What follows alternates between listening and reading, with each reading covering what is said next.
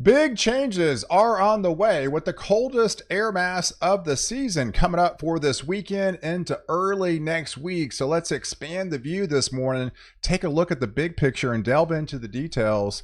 Out ahead of this, yeah, it's going to be plenty warm. I mean, it's unseasonably warm, especially for areas further to the south, but you can see where the cold air is. It's kind of bottled up in northern Canada. And this area of disturbed weather, this is an area of low pressure. This is your first glancing shot of like true Arctic air that will send these pulses of colder shots further south. And eventually, as we head into Monday and Tuesday this morning, it really dives deep into areas across Kentucky, back through Tennessee. If you live further off to the west, you're not going to be experiencing this cold blast. It's essentially east of the Rockies and really the central states like Kansas, Oklahoma, and to Texas. You kind of get more of a glancing shot of it. You don't really get the full throttle of colder air, and that's really highlighted over Kentucky, back into Tennessee, all the way down into the southeast. We're talking record low temperatures. And yes, we're even talking areas into Florida. We'll be experiencing a freeze, especially by Tuesday morning. So let's take a look at some of the temperatures for today. And yeah, definitely further south, all the areas highlighted in red. And you're like, what are you talking about? It's going to be a beautiful day in the 70s and 80s. And if not 90 degrees further south. I mean, yeah, that's not a misprint, folks. That is 96 degrees. In fact, we could even touch 100 possible down there in Mexico. So there's plenty of warm air, but there is the cold shot coming in, and we're talking 20s for highs further north. But you can see this little thin line. That is a weak cold front here. The temperatures aren't going to change too much, but the wind direction is, and the lift associated with it, that is an area we're going to be talking about severe storms before the cold blast hits. So we do have a slight risk for severe storms highlighted today across Tennessee, portions of Kentucky. Some of the instability is moderate, so it could actually spin up a tornado or two is definitely not out of the question. Some larger hail associated with these thunderstorms, as especially as we get into the afternoon and get into the early evening time frame. If you look at the elevated reflectivity map, now this is kind of looks more than what it actually is, but you can, for those areas into red, that's where you're going to be seeing most of the instability. It's really setting up shop where they have that slight risk for severe weather into Kentucky as well as into Tennessee today. A little bit higher rain shield further south into northern areas of Mississippi, Alabama, getting into Georgia.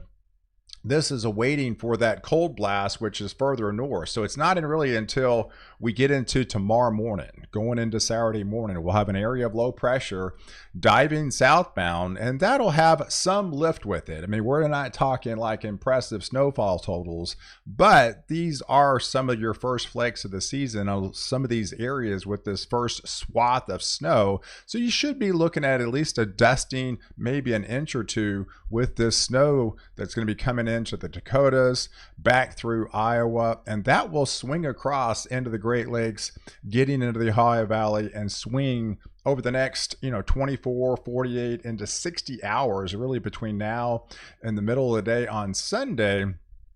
Here's kind of your blend, your overall NAM 3K look on the snowfall total. Some of the higher resolution models are starting to come into play. And yeah, again, you can look at the map here. Yeah, 1, 2, maybe some 3-inch totals. It's not really until you get to areas of Illinois, back into Indiana, those northern areas, into Ohio. We could be looking at, as it hits and during this coldest time, and we've already got that first shot of cold air. Most of that should be in the form of snow, not just kind of a rain snow mix.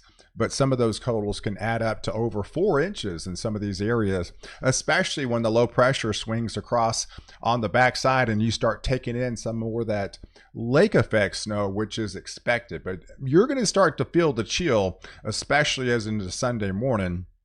These are wind chills Yeah, this is what it feels like to the body. And yeah, we're talking single digits up there in the Dakotas, low teens across areas of Minnesota, Iowa, back into Nebraska, 20s feels like into Kansas, Missouri, back into Illinois. So when you wake up into Chicago, it's going to be feeling like 24 degrees. You're probably going to be seeing some rain transition into a light, wet snow mix across that region. So it's definitely going to feel like winter. With this first shot of true, like, colder air, Arctic air, if you will, plunging southbound. And that will only continue to drop into the 30s for feels likes in Oklahoma City, 40s as you wake up into Dallas, but those don't really go anywhere with the strong north wind. We're talking winds 30, 35, uppers to 40 miles an hour. So yes, its winds are going to be cranking out of the north. But there is the true Arctic air that plunges southbound.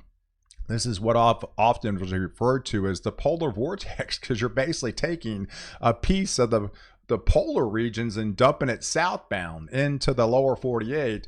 And that's why I mentioned areas into Kentucky, into Tennessee, taking the full brunt of this, because that's exactly where that polar vortex low is going, right? Highlighted right over the Tennessee Valley. And that's where we're talking about some record cold high temperatures, record low temperatures, numerous records, some old records, even dating back to the 1913s, folks. Over 100-year-old records could be broken with this type of air mass diving south, so far south, so early. And we're talking a hard freeze coming up for all those areas into the southeast.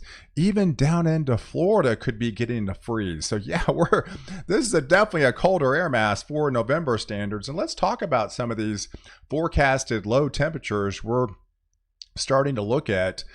These are actually highs on kind of forecasted record cold highs, if you will. Yeah, we're not going to get out of the 50s up there in northern Louisiana. We've got 40s all day long into Mississippi, Alabama, back into Georgia.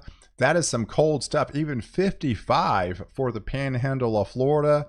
And as you wake up on Tuesday morning, that's where the really full brunt of the cold air will be. We're talking widespread 20s if you live in the eastern U.S. all the way down to the deep south. 24, look at that, even 27 all the way down in the Gulf Coast. I don't need to tell you, that is some plant killing cold out there with a hard freeze.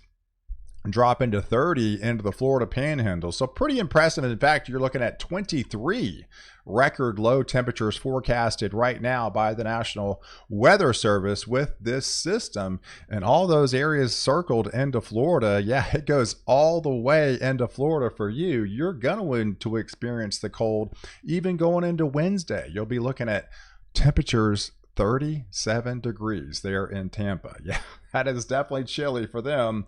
And yes, those 30s will be pressed, but this is a quick shot of air. It's a quick plunge southbound. So obviously this will be a rapid change and a flash freeze to some of those areas with all the warmer anomalies you're going to be experiencing today, with all the 70s and 80s, and a quick plunge to the 20s. Feels like lower than that, and then the rapid rebound that comes on the back half of next week that is expected. But we should be laying down a swath of snow over, say, between later on tonight going into that 11th and 12th time frame. So over the next 4 or 5 days, this is kind of the blend of models, if you will, what all the models are kind of looking at. And talking about of anywhere from a dusting to 1 to 2 to 3. Some of those areas across the Appalachians through the Smoky Mountains could be picking up a little bit higher totals, and further north as you swing into some of that colder air. That's why I mentioned some of these areas, northern Indiana, northern Ohio, could kind of overperform for maybe even some 8-inch swaths, or not out of the question. But then also you'll have that lake effect snow as well on the backside once winds come in, and you get that third true impulse of Arctic air going over those warmer lakes. And that's when we could really lay down some pretty good healthy totals, especially the closer into the lakes you live. Here's the precipitation. So this is Arctic air. Remember, Arctic air is a drier air. So a lot of those regions across the central U.S. will be getting cold, but there's no really precipitation with it. Only precipitation is out ahead of the system where you'll have the elevated rains today and some stronger thunderstorms that could turn severe. And then most of this will be in the form of kind of a light rain to a light snow mix as we head into, say, Saturday going to Sunday.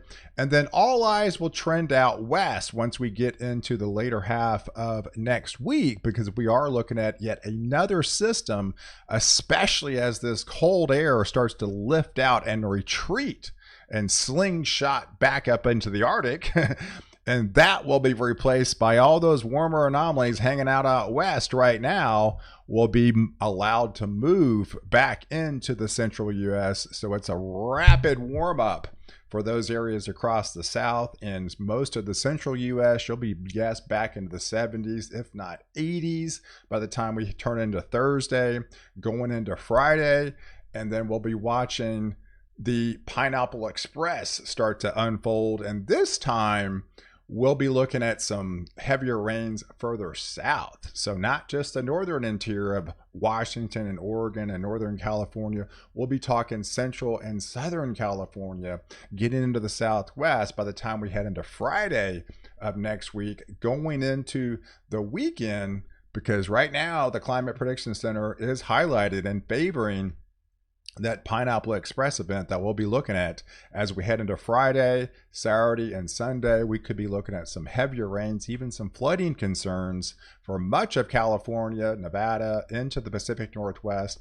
And some of that will shift into the Southwest, but unfortunately, likely won't reach the central U.S. Well, you'll continue to remain high and dry. So guys, I appreciate you watching. Do like this video. Definitely hit the subscribe button. And catch the next update. Why protect you before and after the storm.